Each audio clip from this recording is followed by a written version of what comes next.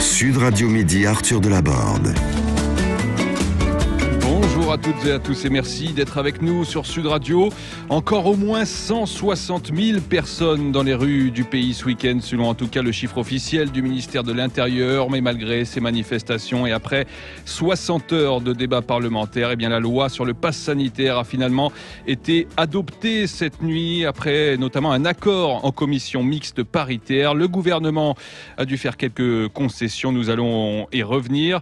Et on accueille tout de suite nos trois invités. Jean-Louis Touraine, député La République En Marche du Rhône. Bonjour Jean-Louis Touraine. Bonjour. Annie Genevard, députée Les Républicains du Doubs, vice-présidente de l'Assemblée nationale. Bonjour. Bonjour. Et puis Gilbert Collard, eurodéputé du Rassemblement national. On va peut-être commencer avec vous, Gilbert Collard. Quel est votre sentiment sur ce texte ? Est-il proportionné face à la menace du variant Delta et de la quatrième vague ? Nos libertés et nos droits fondamentaux sont-ils respectés ? C'est les questions qu'on a beaucoup entendues ces derniers jours. Quel est votre point de vue, Gilbert Collard ? Écoutez, moi, point de vue, j'essaye, si vous voulez, d'avoir un point de vue qui se détacherait, mais j'ai du mal, bien sûr, comme tout le monde, de la polémique ambiante, parce que je n'arrive pas à comprendre que ce pouvoir, puisqu'on peut parler de pouvoir maintenant, vu la pression qu'il met, Castaner l'a dit, c'est pas moi, j'ai du mal à comprendre comment ce pouvoir n'arrive pas à faire accepter une mesure qui serait bénéfique, si elle l'est.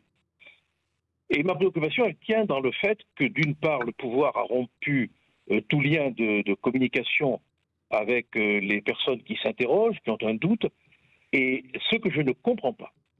Mais je ne le dis pas méchamment, je le dis parce que vraiment, c'est une interrogation que beaucoup de gens me posent. Comment se fait-il qu'on puisse mettre sur le marché des vaccins qui sont en autorisation de mise conditionnelle et qui sont en phase expérimentale 3. C'est-à-dire qui sont, d'après une directive du Parlement européen, qui est indiscutable, qui sont des thérapies géniques qui n'ont pas encore été, sur le plan expérimental, validées. 2023 pour certains vaccins, 2022 pour d'autres. Donc, il est clair que ces vaccins, que l'on oblige les gens à recevoir, qui ne sont pas en réalité des vaccins, sont absolument pas, du point de vue expérimental, testés. Donc, je ne comprends pas comment on peut imposer à une population de recevoir des vaccins, c'est ce que dit du reste le défenseur des droits, comment on peut imposer à une population des vaccins dont la période expérimentale n'est pas terminée et qui sont sur le marché sous condition. Voilà. Alors, si on était arrivé en 2023, en 2024, à un moment où ces vaccins auraient été sortis de la période conditionnelle et de la phase 3 de test, pourquoi pas les imposer ? Alors là, on aurait été dans une espèce de tranquillité approximative mais scientifique. Mais là, on est, et je ne comprends pas que même les partisans du vaccin, les partisans autoritaires, parce que moi ceux qui veulent se vacciner, ils le font, moi je n'ai pas de parti pris ni pour ni contre, mais je ne comprends pas que dans une démocratie, on impose un vaccin qui est en phase conditionnelle. Voilà.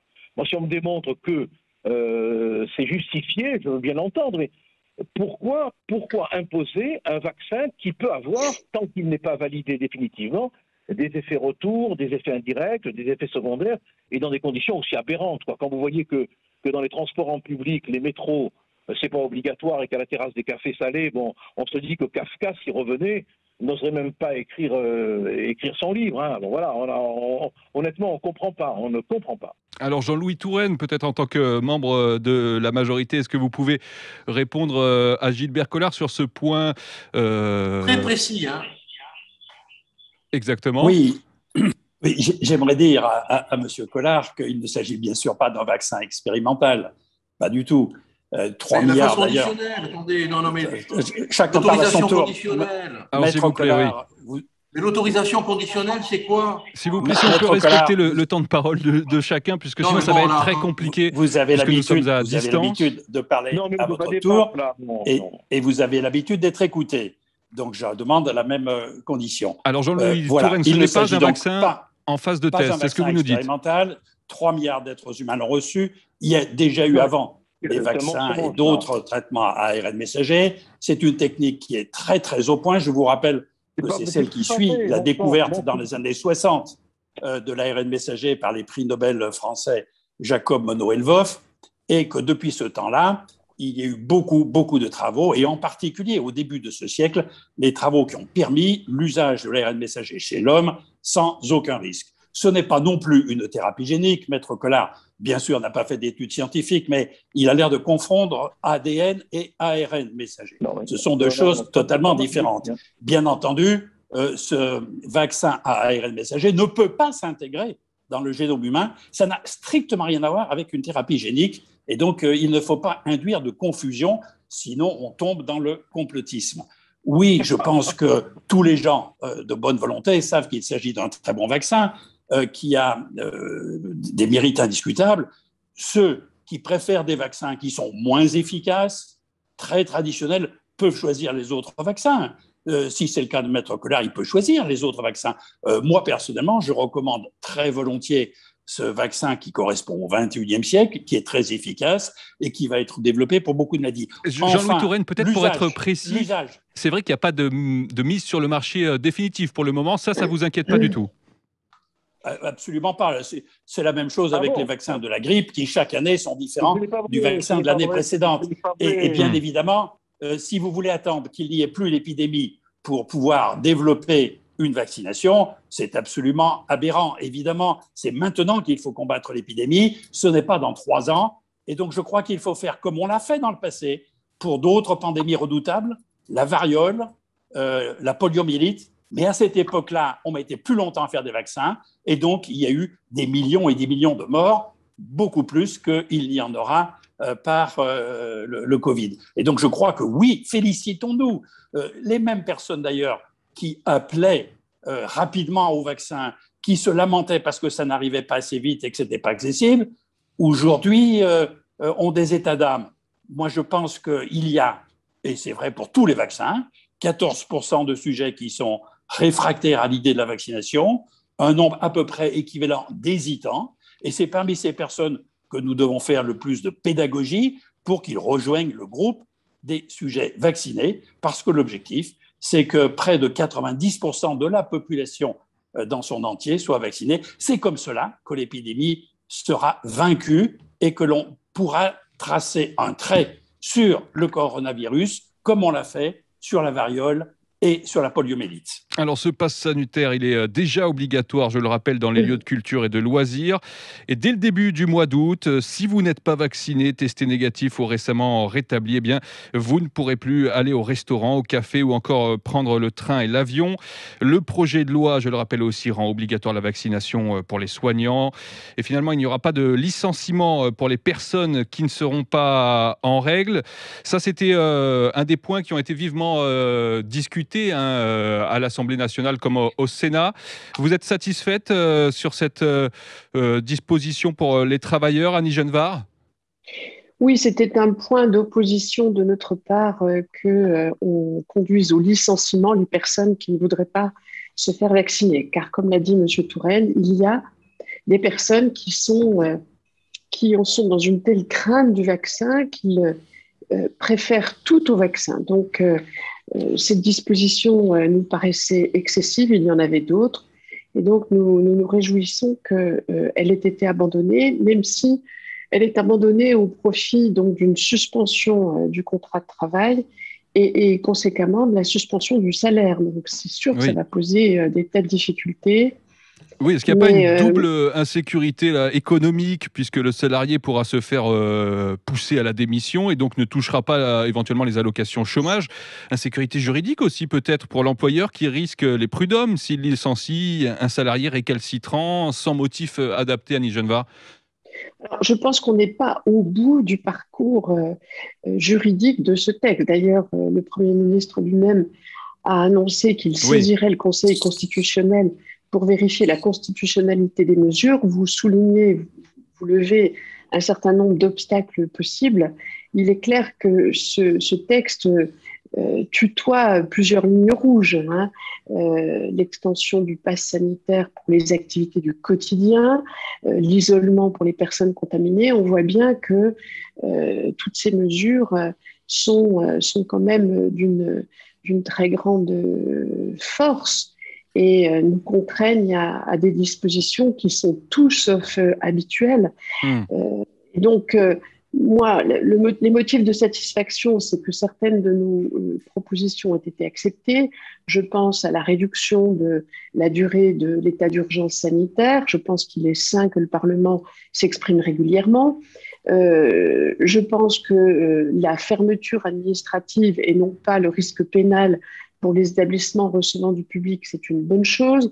Je pense que l'exclusion du pass sanitaire pour les centres commerciaux, c'est-à-dire là où les gens s'approvisionnent pour les activités du quotidien, c'est une bonne chose aussi, de même que la suppression du licenciement. Mais il demeure, à mon sens, des regrets. J'en vois deux. C'est tout d'abord le fait que on n'est pas exclu du pass sanitaire les terrasses. Le monde de la restauration et des cafés sont en très grande difficulté. Ils reprenaient progressivement espoir.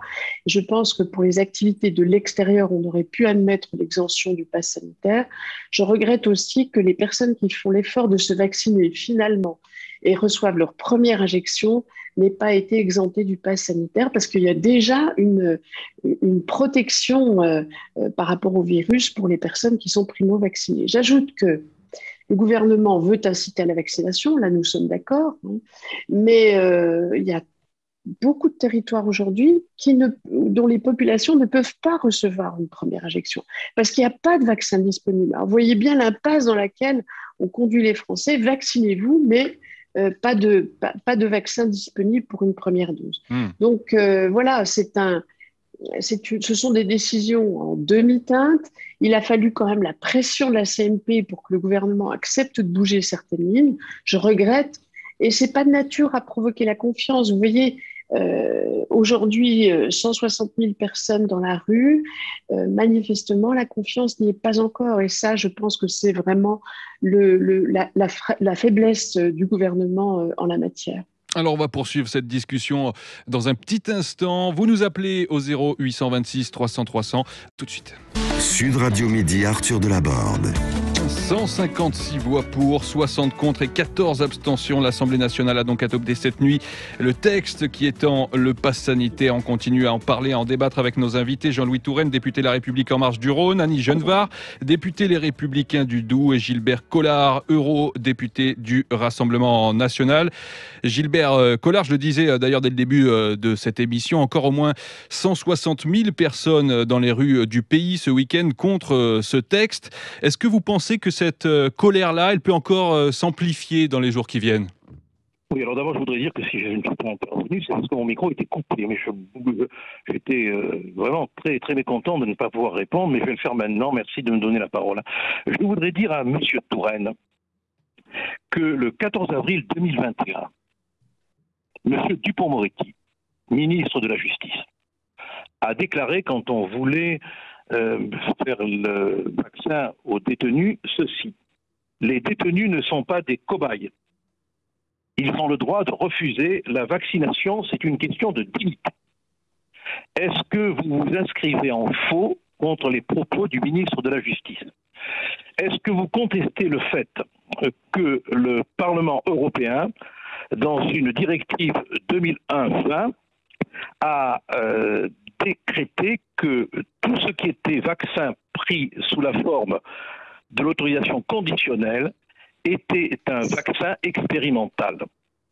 Est-ce que vous contestez le fait que la phase 3 n'est pas une phase suffisamment définitive pour qu'on ait atteint enfin le seuil du vaccin rassurant? Voilà mes questions.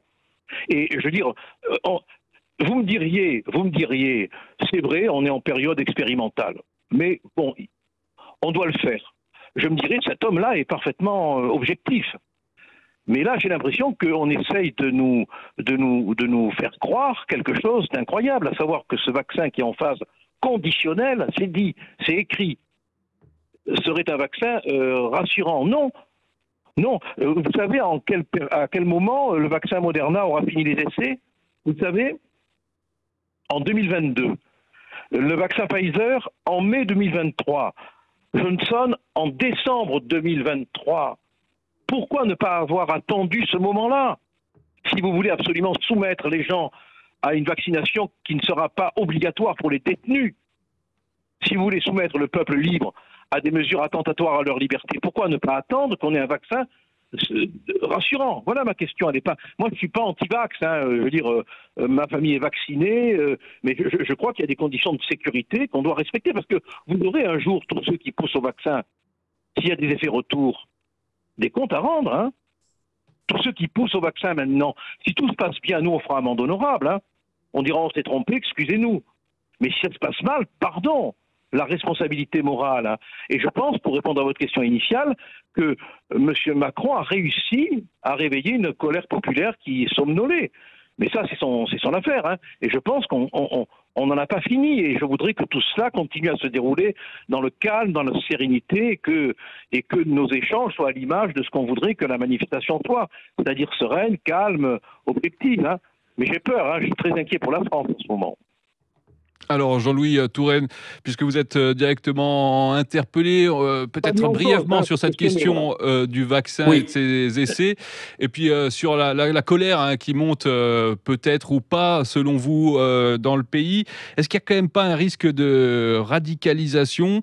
Est-ce que finalement, également, on sait qu'il n'y a pas que des anti-vax qui manifestent et qui sont opposés à ce projet de passe sanitaire. Il y a aussi des gens qui sont vaccinés et qui considèrent que ce dispositif constitue des atteintes graves en termes de liberté. Qu'est-ce que vous pouvez répondre à tout ça, Jean-Louis Touraine? Je devais d'abord dire que le vaccin était expérimental, c'est vrai, pendant la fin de l'année 2019 et le début de l'année 2020. C'est le moment où moi je me suis fait vacciner. Maintenant, on a une expérience de plus de 3 milliards d'êtres humains. Nous ne sommes plus, et on ne peut pas considérer qu'il s'agit d'une phase expérimentale. Par contre, évidemment, comme toujours en pharmacovigilance, on continue à suivre pendant les années futures. Mais évidemment, on ne peut pas attendre plusieurs années pour développer un vaccin dans un temps où la pandémie n'est plus de même nature que ce qu'elle a été. Monsieur Dupond-Moretti a raison de dire que les détenus ne sont pas des sujets cobayes, et de façon générale, quand il y a un nouveau traitement introduit, ce n'est jamais dans les prisons qu'il est initialement proposé. Dans un temps secondaire, il l'est, et évidemment, comme pour les autres sujets, il n'y a pas de raison que les sujets qui sont en prison puissent avoir ni plus ni moins de contraintes que les autres sujets. Ils sont privés de liberté d'aller et venir, mais ils ont toute leur liberté pour leur choix de santé, c'est bien évident. Mais je voudrais quand même insister sur le fait qu'aujourd'hui, le variant que nous connaissons, dénommé variant Delta, il est 1260 fois plus concentré. C'est-à-dire que quand il y a, mettons, dans un certain volume qui est excrété par la personne contaminée, si on compare ce variant Delta avec le premier coronavirus que l'on a connu il y a 1 an et demi, il y en a 1260 fois plus. Le niveau de contagiosité n'a aucune commune mesure et il est évident, mais absolument évident, que si on ne se dépêche pas de faire une vaccination intensive, demain, il y aura une infection de la totalité de la population. Je ne dis pas que tous mourront, mais je dis que tous seront infectés. Et parmi ceux-là, il y aura des morts parmi les personnes âgées, parmi les jeunes, avec ou sans comorbidité, et ceci n'est pas acceptable, et tout responsable, en responsabilité, doit pouvoir aller au ça. Maintenant, quand on indique qu'il y a 160 000 manifestants, et je trouve que c'est très bien, prouvant que notre pays est libre, puisque le droit de manifester existe, même quand il s'agit de menacer la santé publique, c'est donc tout à fait remarquable qu'il y ait cette possibilité offerte, et moi j'en suis tout à fait désireux que cela soit maintenu, mais je voudrais comparer ce chiffre de 160 000 manifestants aux 40 millions de Français vaccinés. Parmi eux, plus de 33 millions ont eu les 2 doses de vaccin.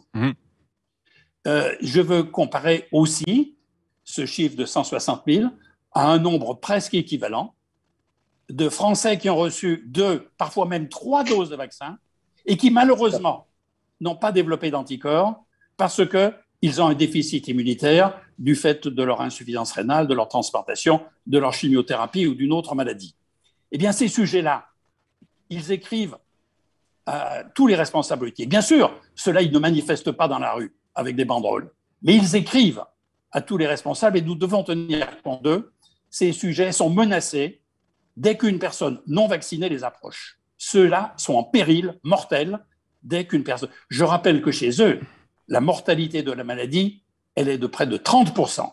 Donc, je voudrais bien qu'on soit conscient du fait que nous avons un devoir de respecter les libertés et que nous avons un devoir de respecter la santé des personnes vulnérables comme des autres Français.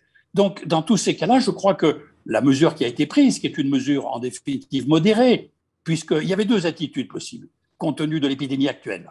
Soit vaccination obligatoire pour toute la population française, comme c'est le cas pour les 11 vaccins qui sont délivrés aux enfants dans notre pays actuellement, soit vaccination obligatoire pour ceux qui sont surtout en contact avec le public ou avec les personnes vulnérables parmi les soignants, mais pour les autres, que ça ne soit pas une obligation, mais une incitation très forte selon les mesures qui sont indiquées. C'est certes, par cette deuxième solution, un peu plus de complexité pour expliquer tout cela, mais c'est l'espoir que 90% de la population française sera demain vaccinée, car c'est le prix qu'il nous faut tous payer si l'on veut éviter qu'il y ait une mortalité effroyable de par cette épidémie. Alors Jean-Louis Touraine, vous venez d'exprimer, d'évoquer la complexité de ce dispositif. C'est vrai qu'il y a des choses qu'on a du mal à comprendre. Par exemple, ce pass sanitaire va concerner les restaurants, les bars, les centres commerciaux, mais aussi les trains longue distance et les autocars. En revanche, le covoiturage, par exemple, n'est pas concerné. C'est le seul mode de transport longue distance qui n'aura pas appliqué le pass sanitaire. Ça fait partie des incohérences de ce texte, peut-être, Annie Genevard ? Oui, alors effectivement, les dispositions qui ont été prises, on verra les décrets d'application, mais suscitent d'ores et déjà énormément d'interrogations. Par exemple, le pass sanitaire est obligatoire dans les trains, dans certains trains et pas dans d'autres. On peut être exempté de pass sanitaire pour fréquenter les supermarchés, mais on ne peut pas être dans une salle de cinéma où il y a moins de 50 personnes. Donc, il y a des tas d'interrogations qui se posent sur la cohérence des mesures qui sont adoptées. Si nous sommes d'accord pour une lutte acharnée contre ce virus dont Jean-Louis Touraine a montré toute la dangerosité, il faut aussi, pour être compris, que les choses soient cohérentes. Et c'est vrai que les déclarations successives d'Olivier Véran, d'Emmanuel Macron, de Jean Castex sur nous sommes contre le pass sanitaire, inimaginable d'imposer la vaccination pour quelques semaines après dire le contraire, tout ça n'est pas de nature à inspirer la confiance qui est un élément absolument clé. Il y a deux choses à mon sens qui ont manqué, c'est la cohérence des mesures, la cohérence des déclarations et puis l'anticipation. Le variant Delta, il n'est pas arrivé il y a 15 jours en France. On sait, et on l'a vu dans d'autres pays, notamment au Royaume-Uni, c'est un variant qui s'est imposé, qui a colonisé très rapidement l'ensemble du pays. Au moment où on annonçait le retour de la liberté, le variant Delta arrivait sur le territoire national. Donc vous voyez bien que je partage ce qui a été dit sur le risque de la rentrée. Moi, je vous avoue que je crains beaucoup la rentrée parce que il y a les hésitants. Ceux-là hésitent et peut-être que la contrainte du pass sanitaire les conduiront à franchir le pas. Mais il y a tous ceux qui sont farouchement hostiles à la vaccination. Et ceux-là, chaque jour, sont ancrés un peu plus dans le rejet de la vaccination. Et puis, il y a ceux qui ne sont pas contre la vaccination, mais contre le pass sanitaire, en ce qu'il réduit les libertés. Et c'est vrai. De ce point de vue-là, ils ont raison. Le pass sanitaire réduit dramatiquement nos libertés. Liberté de se cultiver, liberté de consommer, liberté de se réunir. Donc, c'est une atteinte évidemment portée à nos libertés. Mais le choix a été fait de restreindre les libertés pour mieux lutter contre le virus. L'avenir nous dira si nous avons eu raison de le faire ou pas. Moi, ce que je regrette, c'est qu'on n'ait pas appliqué plus finement certaines dispositions de privation de liberté. J'évoquais les terrasses des restaurants. Moi, j'ai encore en mémoire le témoignage de ces restaurateurs qui sortent très difficilement d'une période d'interruption d'activité de près de 2 ans, qui sont surendettés, qui reprenaient un peu espoir et qui, là, à nouveau, vont devoir faire face aux emprunts, à l'annulation des réservations, à la disparition d'une partie de leur personnel qui ne veut pas se faire vacciner. Or, on sait qu'on recrute très difficilement dans ce secteur d'activité.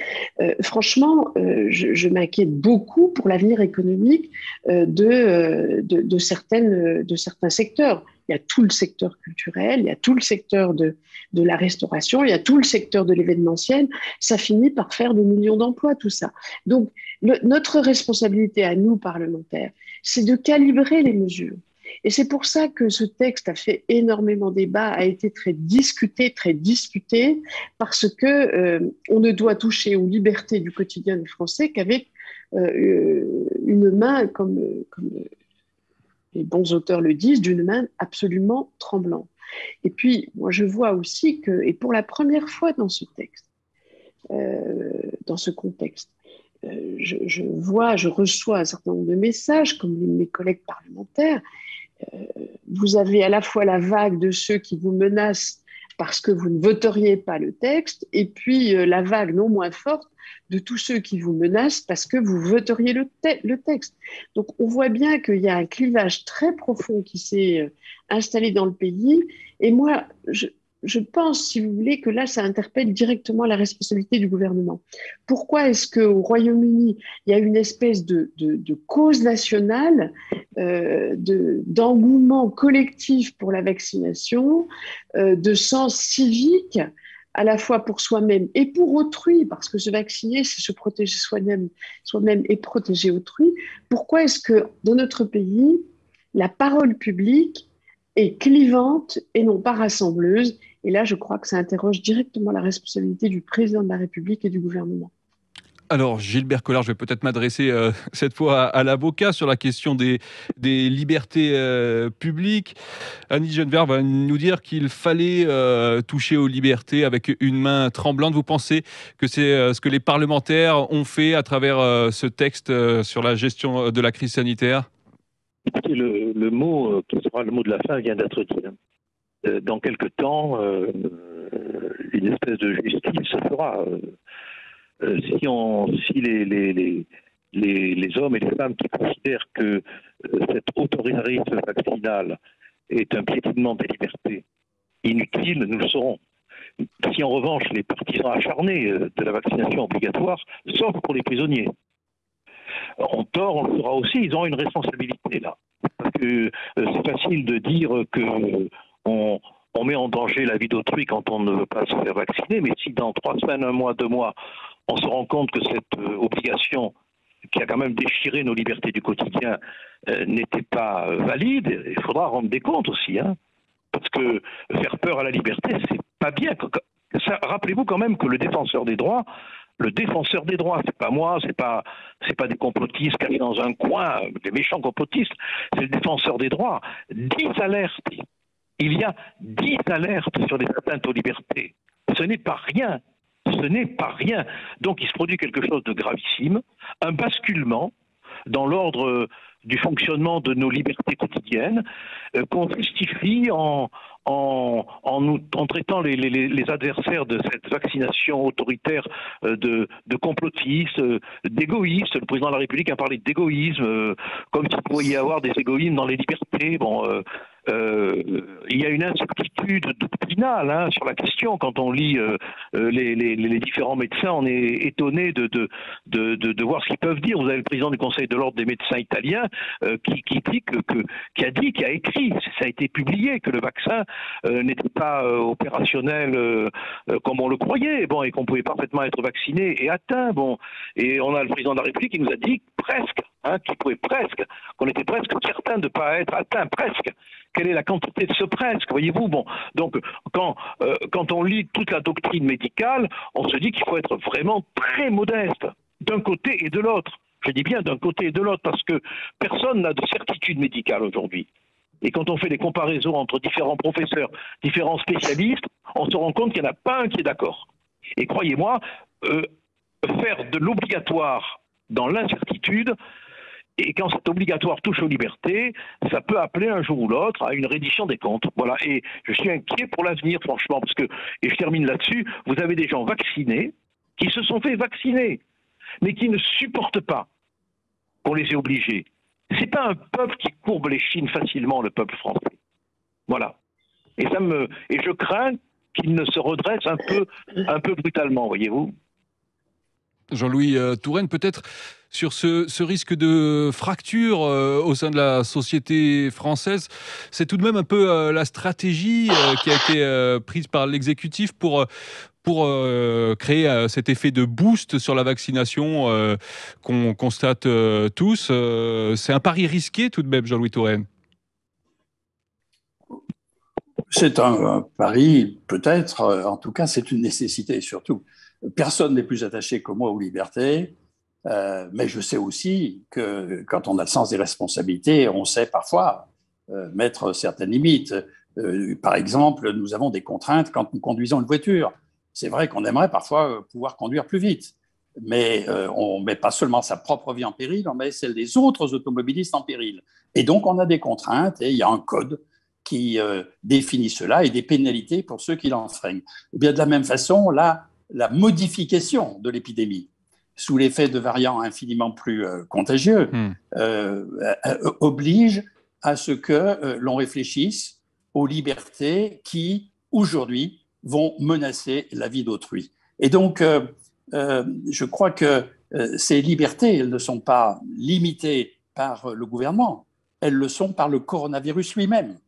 Et c'est de cela dont il faut, je crois, être parfaitement convaincu et qu'ensemble, nous décidions quelles sont les mesures raisonnables qui ne privent que très modestement de liberté, mais qui, pour autant, permettent à notre société de fonctionner et permettent aux personnes de traverser cette phase où nous traversons un champ de mine, reconnaissons-le, sans être directement affectés. Et je pense que le texte actuel, en définitive, ce n'est pas le texte strictement du gouvernement. Vous en avez vous-même souligné les différences. Ce n'est pas celui non plus de l'Assemblée nationale, pas plus que celui du Sénat seulement. C'est un panachage de ces trois textes, c'est un compromis modéré, et je pense que l'on peut, grâce à cette version qui a été bien réfléchie dans ces trois instances, aboutir à quelque chose qui peut être approprié par la majorité des Français. Ce n'est pas du tout un parti politique ou un autre, ce n'est pas du tout une question politique, en tout cas pas du tout politicienne. C'est une question qui est très pragmatique. Nous luttons contre une pandémie et je pense qu'il est bon de pouvoir dire que nous misons quelque peu sur la fraternité des Français, sur leur altruisme, sur le fait qu'ils ne veulent pas faire n'importe quoi au détriment de la survie de leurs concitoyens. Et donc, les Français, raisonnablement, ils sont déjà, je vous l'ai dit, 40 millions et demain davantage, puisque certains sont inscrits pour une vaccination pendant le mois d'août, les Français sont d'accord pour une contrainte qui, en définitive, est assez minime, parce qu'une fois qu'on a reçu ces deux vaccins, on est beaucoup moins contraint et on a beaucoup de liberté pour les actions culturelles, pour aller dans des restaurants, etc. Et donc, je crois que oui, il y a quelques contraintes. Oui, c'est désagréable pour beaucoup, mais ce n'est pas le choix de quiconque. C'est le virus qui nous y incite. Le maître des horloges, Tony Fauci, le responsable américain du contrôle de l'épidémie, qui a conseillé les deux présidents successifs, mais apparemment avec beaucoup plus d'entente avec le président Joe Biden, disait lui-même depuis le début, le maître des horloges, ce n'est que le virus lui-même. Et le virus nous apporte des modifications au fur et à mesure de l'épidémie auxquelles nous sommes obligés de nous adapter. C'est la raison pour laquelle, quelquefois, on peut avoir l'impression qu'il y a des discours qui sont effectivement différents parce que les mesures qui étaient nécessaires vis-à-vis de la première souche de coronavirus n'étaient pas aussi lourdes que celles qui sont nécessaires avec une souche qui, je le répète, a une charge virale 1200 fois plus importante. Annie Genevard, peut-être pour conclure sur cette question, finalement, est-ce que l'évolution de la nature de l'épidémie appelait ces mesures inédites qui sont donc dans ce projet de loi sanitaire ? Je crois qu'il y a un principe qui a été retenu et qui me semble bon. Le gouvernement voulait un état d'urgence sanitaire jusqu'à la fin de l'année. C'est-à-dire donner une espèce de blanc-seing au gouvernement, quelle que soit finalement l'évolution de la pandémie. Je crois qu'il est sain que la décision revienne aux parlementaires pour ce qui est des textes qui lui sont soumis. Et c'est la raison pour laquelle nous demandions que les choses puissent être anticipées, qu'on n'aille pas jusqu'à la fin de l'année. Donc là, au 15 novembre, il y aura une clause de revoyure pour savoir si les mesures qui ont été adoptées sont les bonnes, si elles sont bien calibrées. Est-ce qu'il faudra alléger le dispositif? Est-ce qu'il faudra le renforcer? Ça, c'est un point extrêmement important. Donc, il faut à la fois faire preuve d'anticipation chaque fois qu'on peut le faire. Et à l'évidence, je le redis, à mon sens, il y a eu 2 défauts d'anticipation sur le variant Delta et sur le nombre de doses disponibles. Je rappelle qu'aujourd'hui, il y a des Français qui veulent se faire vacciner, qui ne le peuvent pas. C'est quand même un comble au moment où on les y oblige, pour certaines catégories, qu'ils ne le puissent pas. Donc, anticipation, assurément, ça a manqué. Et puis, il faut absolument désamorcer cette fracture, réduire cette fracture qui est en train de s'installer dans notre société. Alors, c'est vrai que depuis quelques années, on voit monter en puissance l'hostilité à la vaccination. Dans le pays de Pasteur, c'est un peu un comble. Quand on songe aux avancées sanitaires extraordinaires qu'ont permis les vaccins, c'est vrai que depuis quelques années, l'hostilité aux vaccins monte. Et donc, elle est décuplée, là, en l'espèce, pour les raisons qui ont été évoquées, parce qu'il y a des confusions, parce qu'il y a aussi des sites qui désinforment, parce qu'il y a aussi, et on peut le comprendre, c'est légitime, moi je n'incrimine pas ceux qui ont peur des vaccins, j'ai une collaboratrice dont c'est le cas, on a beau faire appel à la raison, c'est quelque chose qui est irrationnel et qui la rend très malheureuse. Donc, il faut entendre cette détresse et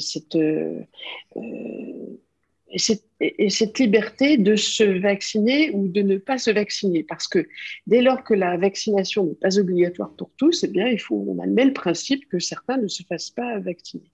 Donc, voilà. Et cette relation de confiance, on voit bien que ce qui s'exprime chez les personnes qui manifestent, c'est la mise en cause de ce qu'ils estiment être l'incapacité du gouvernement à les entendre. Et donc, je pense qu'il y a des étapes qui ont été manquées et qui trouvent leur source depuis le début de la gestion de la pandémie. Alors, lorsqu'on disait les masques, je vais devoir vous couper, Annie Genevard, on n'a plus de temps. On arrive à la fin de ce débat. Je vous remercie à tous les trois d'avoir été avec nous. Jean-Louis Touraine, député La République En Marche du Rhône, Annie Genevard, député Les Républicains du Doubs, et Gilbert Collard, eurodéputé du Rassemblement National. On reviendra évidemment sur ce pass sanitaire sur Sud Radio. On se retrouve dans un tout petit instant avec André Marcof.